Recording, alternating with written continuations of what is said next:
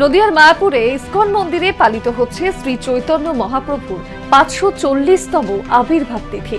34 দিন ধরে চলবে এই মহোৎসব, যেখানে এসে হাজির হয়েছেন হাজার হাজার ভক্ত। দেশ বিদেশের ভক্ত সমন্বয়ে মায়াপুরে এই মুহূর্তে তৈরি হয়েছে এক মহামিলন ক্ষেত্র।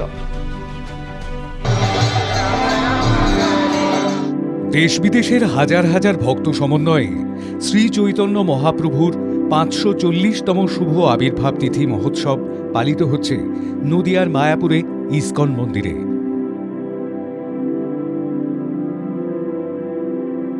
নদিয়ার মায়াপুরের ইসকন মন্দির উৎসব মুখরিত স্থান।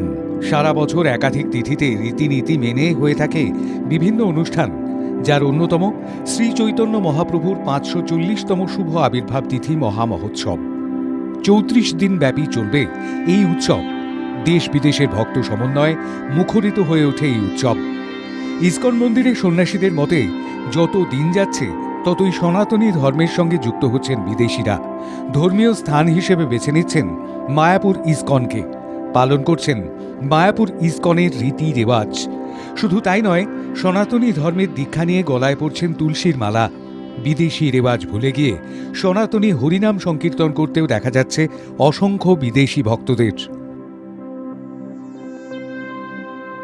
মহাপ্রভুর 540তম শুভ আবির্ভাব তিথি উৎসবেও মাতোয়ারা হয়ে ওঠে বর্তমান সনাতন ধর্মাবলম্বী বিদেশি ভক্তরা।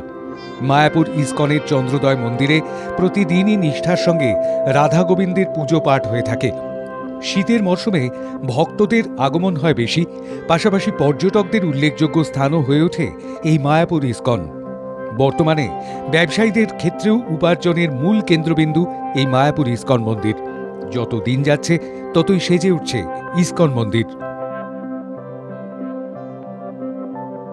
শ্রী চৈতন্য মহাপ্রভুর 540তম আবির্ভাব তিথি উপলক্ষে আগত ভক্তদের জন্য করা হয়েছে বিশেষ ব্যবস্থা। প্রসাদ বিতরণ করা হচ্ছে ভক্তদের মধ্যে। গীতা পাঠ সহ হরিনাম সংকীর্তনের মধ্যে দিয়ে করা হচ্ছে নগর পরিক্রমা। এবছর মহাপ্রভুর আবির্ভাব তিথিতেও নতুন রূপে সাজিয়ে তোলা হয়েছে ইসকনকে।